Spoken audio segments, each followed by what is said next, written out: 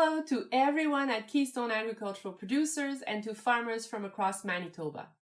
Bonjour à tous les membres de Keystone Agricultural Producers et aux productrices et producteurs agricoles de la belle province du Manitoba. And a warm welcome to Manitoba's new Minister of Agriculture, Derek Johnson. I had the opportunity to meet Minister Johnson prior to his time as Minister. We will continue our collaborative efforts to help Manitoba farmers meet new challenges.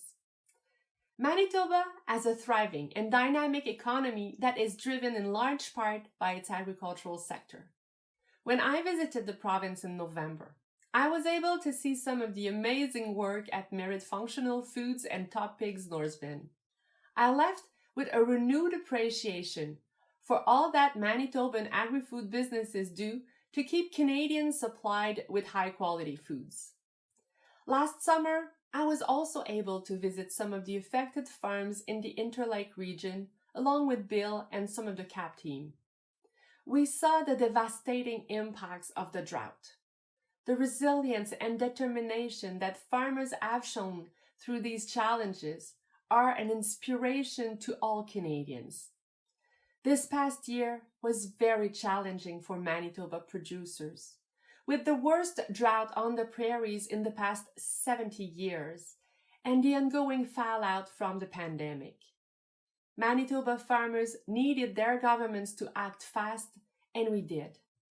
Working together with former Minister Eichler, we rapidly deployed urgent relief to producers under the Federal Provincial Agri-Recovery Framework.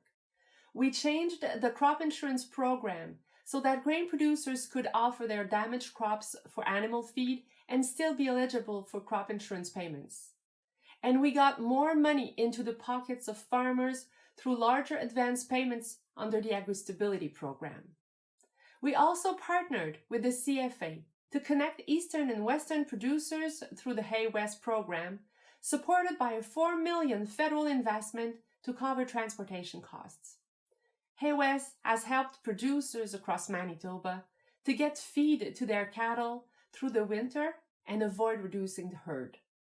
The drought was a stark reminder that farmers and ranchers are on the front lines of climate change. While we will continue to support farmers during this crisis, we must also look to the future. Our consumers and trading partners are demanding sustainable food, and Manitoba farmers can deliver. That's why the Government of Canada has launched over $500 million in new programming to help farmers adopt sustainable practices and clean technologies. Manitoba producers are also eligible for the proceeds from carbon pricing through refundable tax credits for the 2021 tax year. These could help them to invest in clean technologies on the farm. We have also allocated $50 million from the Agricultural Clean Technology Program for the purchase of more efficient grain dryers. Looking ahead, we are moving forward on CAB's key priorities for 2022. On business risk management programs, we have delivered on direction from producers to eliminate the reference margin limit, which will put up to $95 million back in their pockets. We want to move forward with the provinces on increasing the compensation rate to 80%. And for the longer term, ministers have agreed to make the programs more timely, equitable, and easy to understand while supporting the competitiveness and sustainability of the sector. On economic development, I will continue to make labor a key priority, as indicated in my mandate letter from the Prime Minister. Labor is a vital resource for competitive sector. As Canadians, our food security depends on it.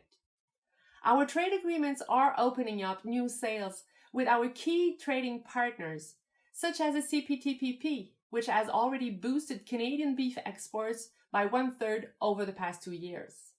And we continue to seek out new trade alliances, including with the Association of Southeast Asian Nations, representing some of the world's fastest growing markets in Southeast Asia.